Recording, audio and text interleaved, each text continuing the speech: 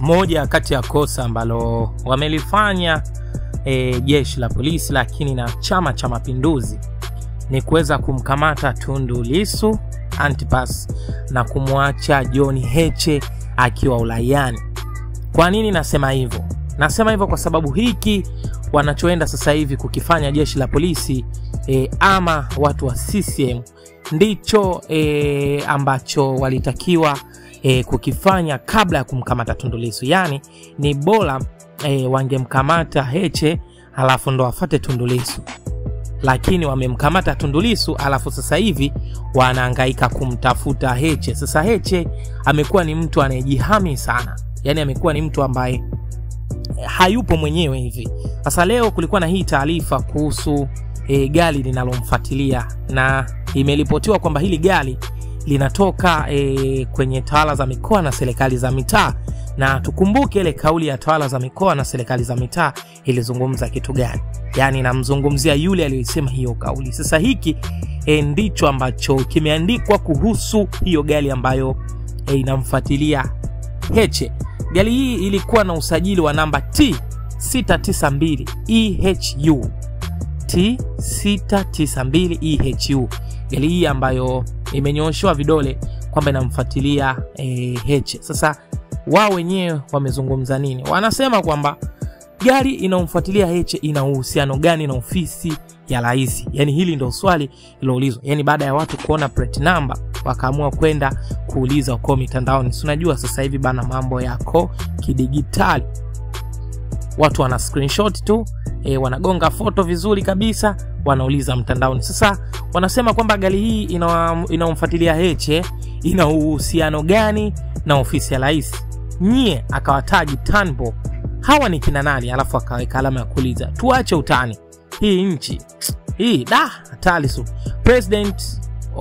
President Office TAMISEMI wanafanya nini siku nzima wanamfuatilia John Heche? Afu akamtaji Rais Samia. Acha hayo mambo bwana. Tujilinde na tulinde viongozi waaminifu. Hawa wafuatwe waulizwe ni kina nani. Sasa hiyo gari yenye plate number hizo ndo kama unavyoziona hapo, ni hii hapo yenye plate number hiyo T692 EHU, ambapo kwa taarifa zake inasema kwamba ni hii hapo gari ambayo kama unavyoona hapo taarifa zake zinasema hivyo. Kwa hiyo hapa watu bwana walikuwa wanajaribu kuifuatilia na wanajiuliza kwamba hii gari ina uhusiano gani. Kwa wao wenyewe hawaamini hiki wanachokiona. Yani Chadema amekuwa ni watu wa kujihami sana. Na wanasema kwamba hii gari imekuwa ikimfuatilia Heche kwa muda mrefu. So tukumbuke gari kama hii Land Cruiser kama hizi ndo zilitumika kumteka hata Abdul Nondo. Kama unakumbuka, baadaye wakafuatilia kituo cha polisi na wakakuta kuna gari ambayo ndio iliyotolewa maelezo. Sasa gari kama hizi haise noma kweli kweli. So hii tu imekuwa ni moja kati ya technique ya Chama cha Demokrasia na Maendeleo kuweza kujihami. Unajua wamekuwa kiwindwa sana usiku na mchana. Yani wanajilinda usema kweli. So siri kwa sababu wanaona kinachotokea wenzao, kina Mdude, kina Tundu Lissu. Yani unakamatwa, unapewa kesi, unatulizwa.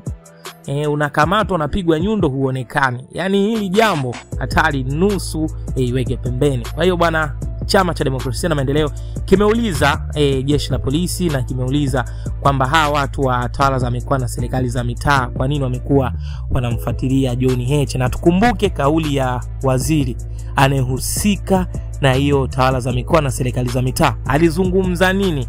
Mimi nakuwekea hii video umsikilize mwenyewe, alafu tuambie, je, hiyo gari ina haki ya kumfuatilia au haina haki? Je, wanaomfuatilia wamekosea njia ama wanakusudia? So sikiliza hii kauli ya waziri Mchengerwa ambaye pia ni mkwe wa Rais Samia Suluhu Hassan. Ninyi viongozi mlioteuliwa na Mheshimiwa Rais, mkuu wa wilaya, dhibitini vitendo vyovyote viovu, chukueni hatua bila kujali nani analeta vitendo hivyo. Nadhani nimeeleweka vizuri. Hayo ndio maelekezo yangu. Hakuna kufanya mchezo kwenye swala la amani. Hatutafanya mchezo, hatutakubali. Tutachukua hatua bila kujali ni nani anafanya jambo hilo. Ambaye yeye anadhani anaweza kutingisha kiberiti, ajaribu na atakiona. Maelekezo yangu kwa wenye viti wa kamati za ulinzi na usalama, wakuu wa mikoa na wakuu wa wilaya kote nchini, imarisheni hali ya usalama katika mikoa yenu. Kila mmoja wenu amekabidhiwa mipaka ya maeneo yake. Kila mmoja wenu, kwa wakuu wa wilaya, mmekabidhiwa mamlaka yenu katika mipaka ya maeneo yenu. Yule ambaye atashindwa kutatua changamoto na migogoro ya chokochoko zinazoendelea kwenye wilaya yake, huyo maana yake kazi imemshinda. Itakuwa ni wajibu wangu kumshauri Mheshimiwa Rais kumweka pembeni mara moja, bila kusita, mara moja.